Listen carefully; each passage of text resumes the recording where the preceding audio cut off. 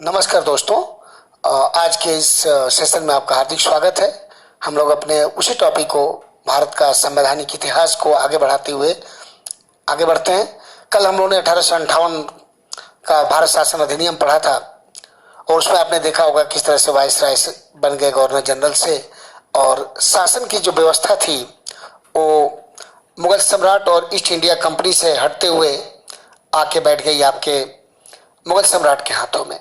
अब मुगल सम्राट ने 1861 में जो कानून बनाया उसके बारे में बात कहेंगे। उसका नाम रखा गया भारतीय परिषद अधिनियम। इसकी सबसे खास बात यह थी कि रियल टर्म में ये पहला कानून था जिसको ब्रिटेन की संसद ने बनाया था, और वास्तव में कहा जाए तो यहां से भारत का संवैधानिक विकास होता है, संविधान का विकास होता है, संविधान आगे की तरफ बढ़ता है। तो इस अधिनियम को कहा जा सकता है कि भारत के संवैधानिक विकास का सूत्रपात हुआ, और इसमें जो मुख्य प्रावधान डाले गए, अब उन प्रावधानों पर हम बात करेंगे। तो सबसे पहला प्रावधान जो था कि लॉर्ड कैनिंग ने जो काम किया वो सबसे बड़ा काम किया कि अपने कार्यकारी परिषद के मध्य विभागों का बंटवारा कर दिया। जैसे आज भारत के प्रधानमंत्री बनते हैं तो बनने के बाद वो अपने विभागों का बंटवारा अपने मंत्रियों के बीच में करते हैं। किसी को गृह विभाग देते हैं, किसी को रक्षा देते हैं, किसी को शिक्षा देते हैं, किसी को उद्योग देते हैं। तो ये विभागों को बांटने की प्रक्रिया भारत में पहली बार 1861 के इस कानून के द्वारा आया। तो कह सकते हो कि इस संविधान का विकास हुआ, क्योंकि भारत में आज जो हम पोर्टफोलियो मैनेजमेंट लेके चलते हैं कि केंद्र में प्रधानमंत्री बांटते हैं, वो काम शुरू हुआ था 1861 में। तो ये आपके कॉम्पिटिटिव बहुत इंपॉर्टेंट जीके का भी पॉइंट बन जाता है कि भारत में पहली बार विभागीय प्रणाली कब आई या पोर्टफोलियो सिस्टम कब आया, तो 1861 में। अगला पॉइंट है आपका, वाइसराय की कार्यकारिणी परिषद का विस्तार कर न्यूनतम 6 और अधिकतम 12 सदस्यों का किया गया। मतलब ये हुआ कि अभी जो कार्यकारिणी सदस्य होंगे वो 6 से 12 के बीच में वैरी कर सकते हैं, लेकिन ये जरूरी है कि जितने भी सदस्य होंगे उसमें आधे सदस्य गैर सरकारी, मतलब सरकार के द्वारा अपॉइंटेड नहीं होंगे, वो चुने हुए बंदे होंगे जिनको लाके रखा जाएगा उस परिषद के लिए। तो ये दूसरी बात थी।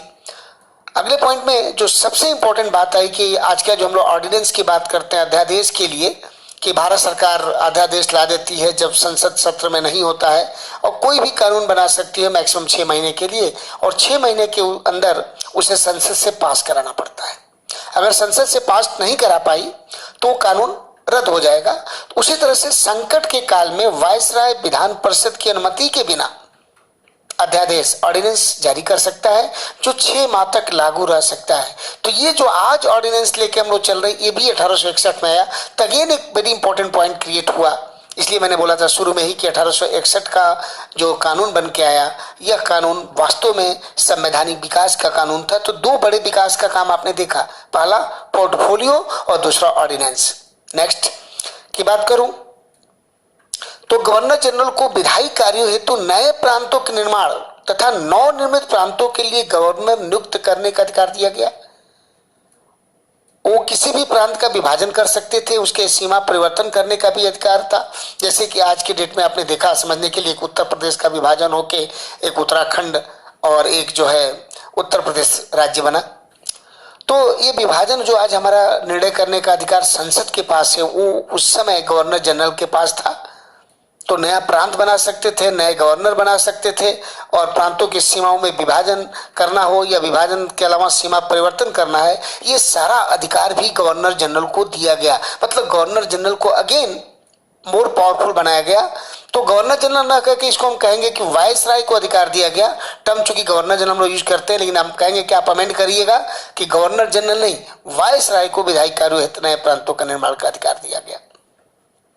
अगले पॉइंट में, केंद्रीय सरकार को सार्वजनिक ऋण, वित्त, मुद्रा, डाक, वर्तार, धर्म एवं स्वत्व का अधिकार के संबंध में प्रांतीय सरकार से अधिक अधिकार प्रदान किया। यहाँ भी ये बात आ गई जो आज हम समवर्ती सूची की बात करते हैं कि कुछ चीजें जो समवर्ती सूची में आज होती हैं, कोई भी राज्य सरकार कानून बनाती है, चल सकता है, लेकिन जैसे ही केंद्र सरकार उस पर अपना कानून बनाती है, उस राज्य सरकार का कानून रद्द होकर केंद्र का प्रभाव हो जाता है।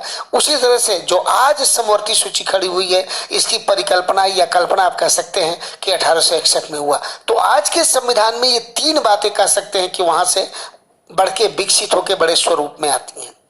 नेक्स्ट पॉइंट में आप देखेंगे कि भारत परिषद को विधायी संस्था बनाया गया। मतलब जो भारत परिषद 15 सदस्य जो वहां लोग बैठे थे, सिर्फ पहले सलाह देते थे, अब सलाह नहीं, उनको अधिकार दिया गया कि भारत के लिए वो कानून बनाए। हाँ, पास ब्रिटिश संसद से ही होगा, लेकिन कानून कौन बनाएगा? 15 सदस्य जो भारत परिषद के लोग हैं वो कानून बनाएंगे, और उस दस्तावेज पर एग्री करने के बाद, सहमत होने के बाद भारत सचिव उसको ले जाके संसद से पास कराएंगे। अगले पॉइंट में आप देखेंगे कि केंद्रीय कार्यकारिणी जो थी उसके सदस्यों की संख्या 4 से बढ़ा के 5 कर दी गई, लेकिन एक काम किया गया कि 5वां जो सदस्य होगा वो विधि वेत्ता, मतलब कानून का ज्ञाता हो, वो कानून के बारे में परामर्श देगा वायसराय को। नेक्स्ट पॉइंट में बंबई और मद्रास की सरकारों को भी व्यवस्थापिका का अधिकार दिया गया। मतलब बंबई और मद्रास की सरकारें भी अपने यहाँ व्यवस्थापिका वाली कार्य कर सकती हैं। कानून को बनाएंगे नहीं, लेकिन कानून को स्थापित करके काम करने का अधिकार उनको प्राप्त होता है। तो इसमें एक और बात आई कि इस अधिनियम में पहली बार प्रांतीय विधायिका और देश के शासन के विकेंद्रीकरण का प्रारंभ हुआ। मतलब एक तो प्रांत में विधायिका की भी बात हो गई, प्रांत के पास भी कुछ अधिकार आ गया, केंद्र के पास तो स्वतः पहले से बहुत अधिकार था। तो अगर हम इसको नटशेल में लेना कहें तो 1861 का जो भारत परिषद का अधिनियम आया, ये बहुत ही इंपॉर्टेंट रहा संविधान के विकास के लिए। भारत में पहली बार विभागीय प्रणाली लाया, भारत में पहली बार ऑर्डिनेंस की बात किया, भारत में प्रांतीय प्रशासन को मजबूत किया और शासन को विकेंद्रीय एक हाथ से निकाल के कई हाथों में बांटने का कार्य किया। तो दोस्तों, इस तरह से 1861 का अधिनियम बहुत ही महत्वपूर्ण अधिनियम माना जाता है।